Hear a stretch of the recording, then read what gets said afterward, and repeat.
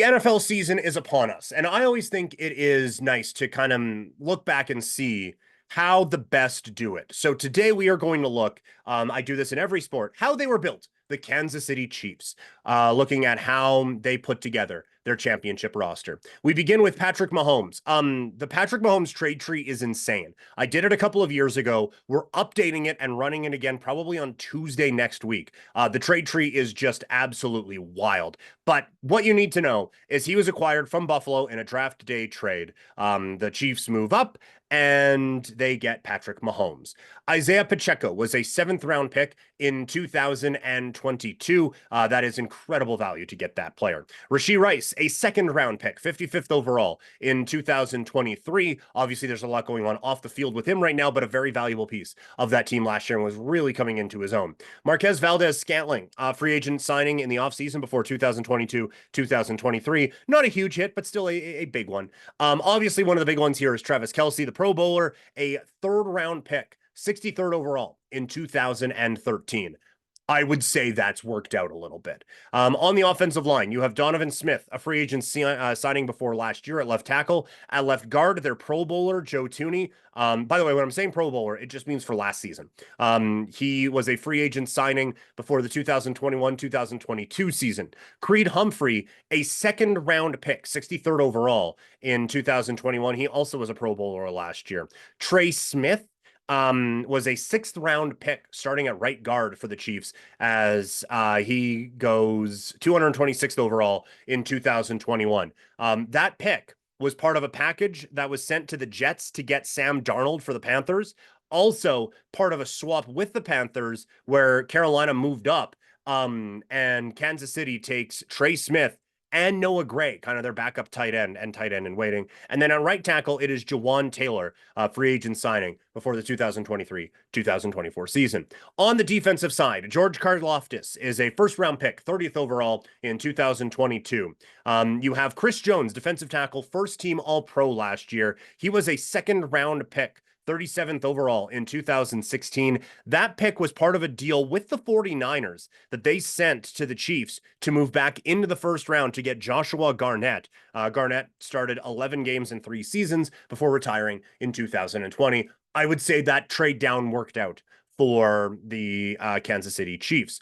Also on the defensive tackle spot, you have Derek Nottie, a third-round pick in 2018. That pick was traded to Baltimore as the Ravens moved up to get Mark Andrews. So not that this team needed a Mark Andrews, but interesting how that one worked out. At defensive line, fifth round pick in 2020, 177th overall was Michael Dana. In the linebacker spot, Willie Gay, second round pick, 63rd overall in 2020. That pick was acquired for Dee Ford, which at the time looked like oh my God, what is Kansas City doing getting rid of Dee Ford? They end up getting the pick that turns into their starter.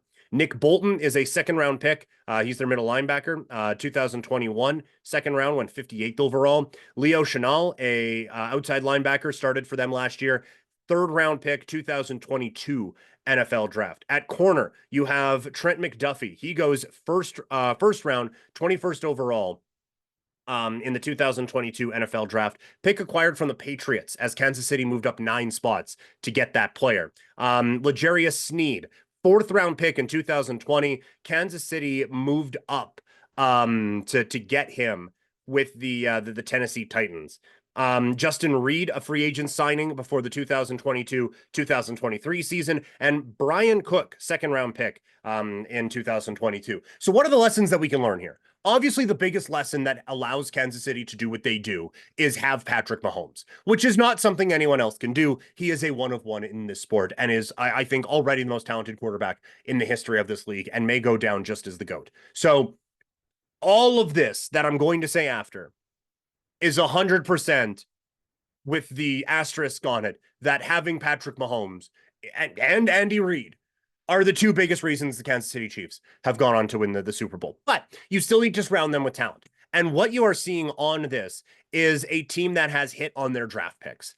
A team that, like you look at, there's a couple first round picks in here, right? And those first round picks have really hit, right? Like Trent McDuffie, I think he's going to come up a few times. this preview season.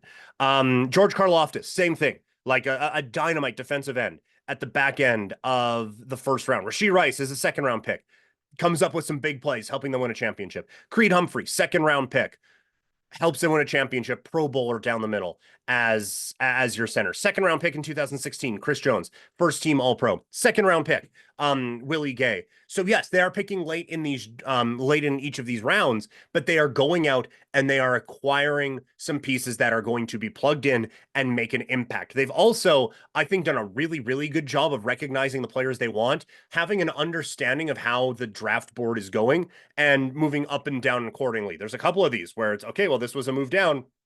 We went out and got Derek Nottie. Yeah, you got Mark Andrews. You probably needed that, but we were able to get a starting defensive tackle. We have a pick swap here. Let's go get a starting right guard and our backup tight end.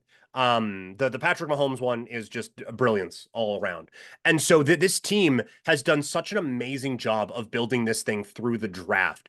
And that is what you have to do. And they have to keep doing it because Patrick Mahomes' contract isn't getting cheaper. So when you have to deal with a gigantic contract on your books, you have to make some sacrifices. And they did that with Tyreek Hill. And then again, you're able to replace him with Rashee Rice and a second round pick. You get this year a late first round pick with Xavier Worthy that can kind of be your speed guy. You have to hit on some of these late in the round or just later round draft picks, and the Kansas City Chiefs have been marvelous at that. And so that is one, again, I don't want to push back on it entirely because you have Patrick Mahomes, and that is the big reason why Kansas City was able to win the Super Bowl last year in the last couple of seasons. But when you see people like, well, the only what, like, well, I mean, what do you expect? These guys were drafting late in drafts. So they, late in the first round, you're not going to get those difference makers there. Trent McDuffie's a difference maker. George Karlaftis is a difference maker. They were drafted 21st and 30th overall in the first round. It is inherently more difficult to just not be drafting at the top of every draft and still supplementing your roster with solid picks. But I do think in the NFL, you can get those guys. The one thing you can't do is get that quarterback. Kansas City recognized it, moved up, got Patrick Mahomes.